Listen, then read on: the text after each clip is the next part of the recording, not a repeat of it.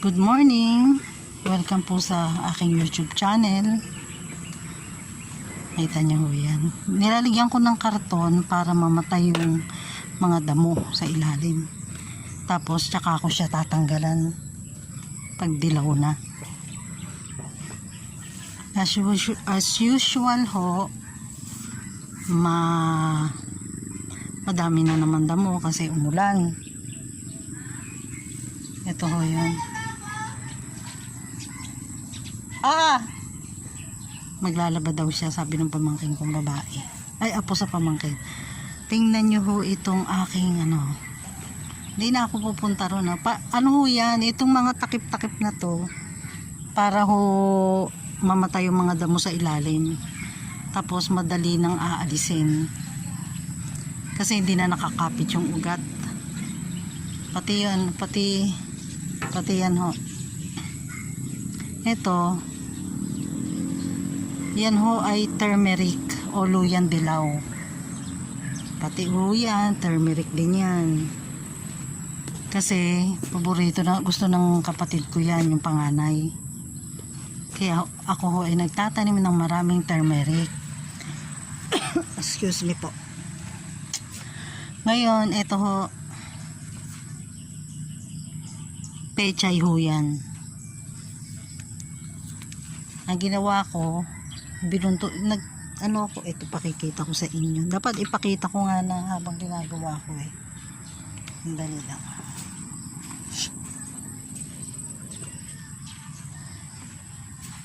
Ang gagawin ko, ang ginawa ko, tinusok kong ganyan. Hindi naman malalim, mababaw lang. Tapos, nilagyan ko ng mga seeds. Tingnan nyo ho. Tapos, tinakpan ko nito. Para, kasi maaraw nung tinanim ko yan, baka ayoko bang masunog. Tapos, dito maglalagay rin ako. Ito yung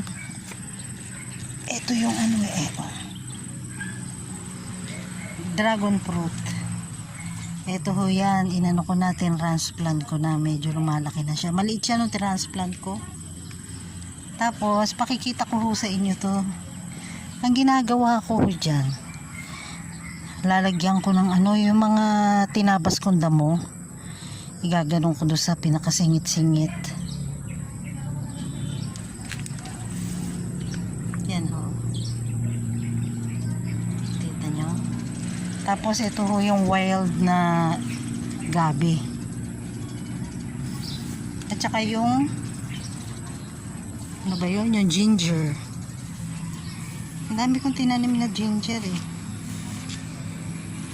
Ito ho, ang ginawa ko dyan, inanuhan ko ng yung dayami, yung pinag-anuhan ng palay pag gumagapas ng palay.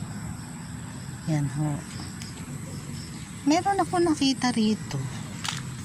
Teka ho, kung makikita ko pa ha.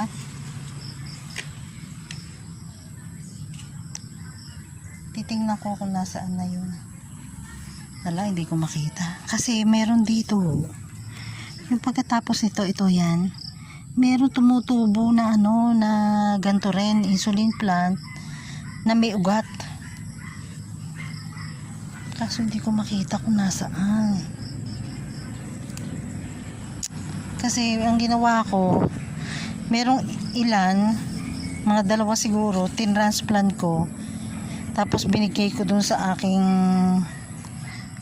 sister-in-law. Kasi nanghingi. Actually ito nanggaling sa kanya yan Sa isang lang ho sa isang puno lang yan. Parang meron akong saan ko ba nailagay yung lagari? Ayun. Ayan ho. Ang balak kong gawin, tataniman ko to ng diyan ako magpapaano ng ginger. Tapos pagka ng ginger, ililipat ko pag medyo marami na.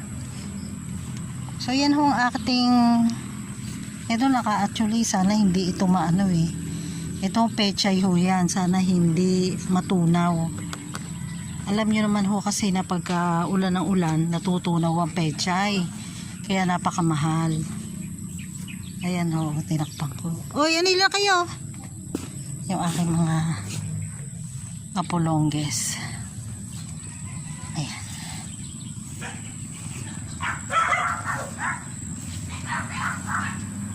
Kaya ako may dala nito, lalagariin ko yan. Dahil gagawin kong pantusok.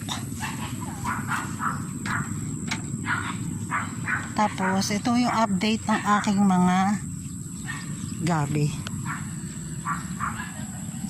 Pagka ho kayo nagtatanim ng gabi, tatanggalin nyo yung pinakadahon. Lahat ng dahon tanggalin nyo. Yung ihihiwain nyo. Tapos kung gusto nyo igulay yung dahon at saka yung stalk nya, pwede. Kasi yung namamatay din eh, hindi sayang lang. Ito ho, ganito. Yung ilalim ho nyan, yung mga nakita nyo ho ba yan? Yung nabubulok na, kahoy. Na, ilalim nyan ho, ganun. Pagkatapos, yung pinaka ibabaw ay lupa at saka compost. Bali tatlo to eh. Tapos ito meron akong ano, sili ho yan, yung maliit na yan. Ayun, nakita nyo yung sili yun. Tapos ito ho, kapag ho kayo ay mahilig kayong magtanim, mag-farm, importante ho meron kayong ganito. Kasi napakadali hong magtanggal ng mga baging-baging. Tsaka magaang lang. Halika dito.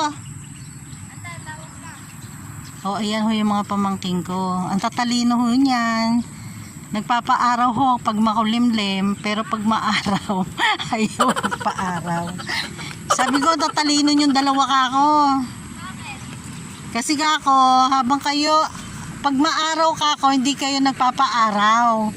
Pag makulimlim, tsaka kayo nagpapaaraw. Kuhaan mo ako. Unang-una ho, disclaimer. Shh! Yung aso, ano yung ano na. Pasensya na ho kayo ha, kasi sa itsura ko. Hindi ako nag-aayos pag nasa garden. Hoy! Ano ka ba? Narinig ako, nagmura. Ano ba i-video? Animal abuse. Ano i-video? I-video mo ako habang nagtatanggal ako nun. Tinutulungan ka na ng aso kanina. Pero mabait yan eh. Alam mo, kung pwede lang na huwag mag-edit, ano, siguro mga tao katakot na mura. Yun lang katotohanan ha, huwag tayo mag-plastikan. Ito, i-focus mo to. Please. Ito na, umpisahan ko na. Bulok to eh. Wait lang, baka may antek. Ayan, kita niya. Focus mo. Ang dilim. Sobrang bulok na. Ayan o. Focus mo doon. Yun yan. Ate naman. Lumapit ka kasi dito. Ay, ikaw kaya humawak. Ayan. Yan ang ilalagay ko sa, ito ilalagay ko sa pinakailalim. Ang tawag dyan, hugel culture. Huwag mo pakita yung last na lang. Ayan o, kita nyo yan. Yan ang nilalagay. May uod. Alam mo ba yung uod na yan? Yung, hindi uod ba yun? Yung parang puti na malaki. Nagaling sa beetle. Kinakain yun eh. Hindi lang natin kinakain dahil nandidiri kayo. Pero sa ibang ano yun, kinakain. Ba't kaya na-zoom? So ito, hindi yan. Kita nyo na. Ehe.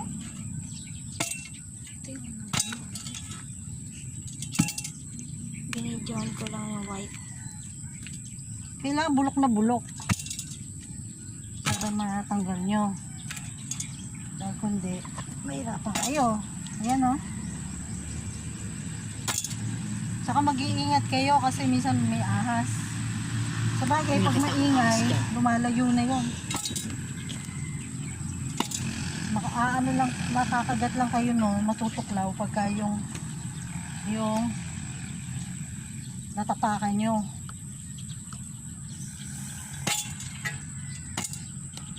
So, mabulo. Ito ang pinakagusto ko eh, yung pinaka-ilyan. Kasi nagsusok na ng tubig. Tapos di ka na kailangan magdilig. Ang pinakamahirap kasi magdilig eh. Magastos. Oh, grabe. Saan makakita tayo ng uod para mapakita natin sa kanila, no? Ito! Parang sumasakit yung tiyan ko. Uy! Ito yung beetle. Tita, ayoko niyan! Beetle, kinakain yan. Malinis yan.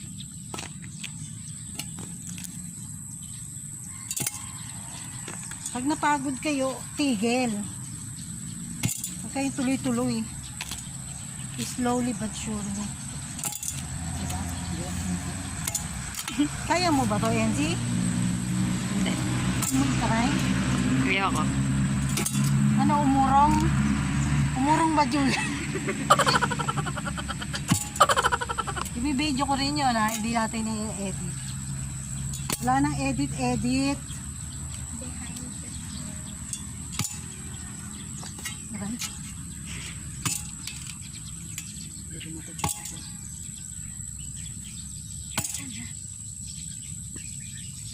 Woo! Tigas oh. Merong side na ano eh.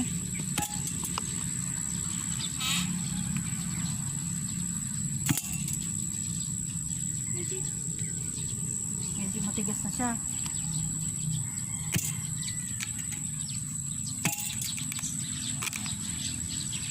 Basta huwag yung pipilitin, basta matigas. Ayan, makita nyo. Nagiging lupa na siya.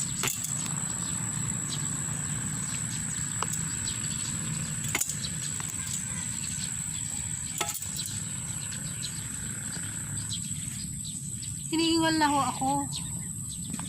So, ayan ho. Ilalim ko yan. Yan ang magiging parang yung kakapitan ng ugat kasi may tubig siya eh. No, diyan nag-i-store yung tubig. So hindi nyo na kailangan diligan kahit tag-araw pa yan. Basta takpan nyo lang ng yung pinagtabasan na damo o kaya yung dayami. Yung pinaganuhan ng palay. Diba? Pinagtanggalan yung pinaka-stock ng palay. So ganyan ho. Sana makita ko yung puti eh. May puti rito na parang... Ayun? Nasaan? Nasaan? Puti. Puting? Ayun na puti. Hindi yan yun. Puti. Malaking Car. ano yan. Ano yun? Parang malaking salago. Ano nga na salago? Yak. Ano ba yan? Nasaan ba? Ayun na puti. Ah, oo, ito. Patay. Ay, patay na yun eh. Kasi na ano. Yung buhay sana mapakita ko. Para makita nila, diba?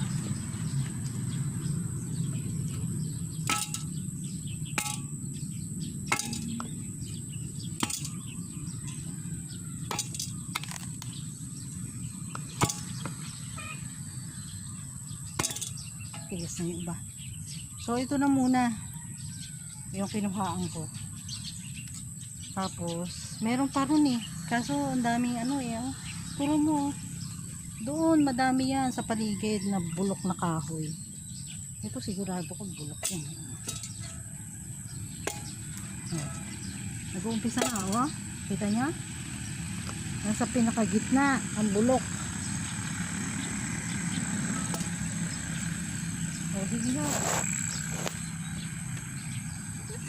Ano pinagagawa mo dyan? Pakita mo ang ate mo kung gaano kaganda. Tsura ng paligid. Ayan. Yung aking pamangkin na, apo sa pamangkin na pogi at maganda. Yan po ay aking mga pinakamamahal na mga pasaway. Pasaway ho sila, pero okay lang naman, kaya ko naman. Kaya naman ng powers ko. Ayan, sige, magbibilad sila sa araw. Habang makulimlim. I-focus ko kaya yung, eto, tanim yan sa kabila eh. Bakit ayaw? Papaya ho yan eh. Yung mga tanim niya. Ang daming bunga. Kung paano ko ba? Sige. Hanggang 4 lang pala. Ayan o, nakikita nyo ba yan? Yung dalawa. Ayan o. Mga bunga yan ng papaya. Ayan. Pag ho kayo magfa-farm, kailangan ho may tauhan kayo. Kasi, hindi ho pwede walang tauhan. Hindi nyo kakayanin. Kung paunti-unti lang, mga ilang pirasong okra lang, ganyan pwede siguro. Katulad nito, kaya ako nagtanim ng gabi, ng mga gabi, kasi paborito ko ho yung laing. Kaya yun ho, kaya ako nagtatanim ng maraming gabi. Ang okra, hindi naman ho ako, bawal naman sa akin ang okra, kahit pinakamadali ho ang okra itanim. At saka hindi kailangan masyado ng pesticide. Actually, hindi pa ako gumamit ng pesticide sa okra eh.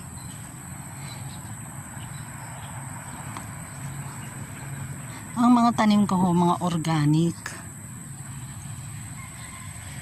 Yan, ang dami ko pang gagawin. Oh. Hindi ko na ho binibideo kasi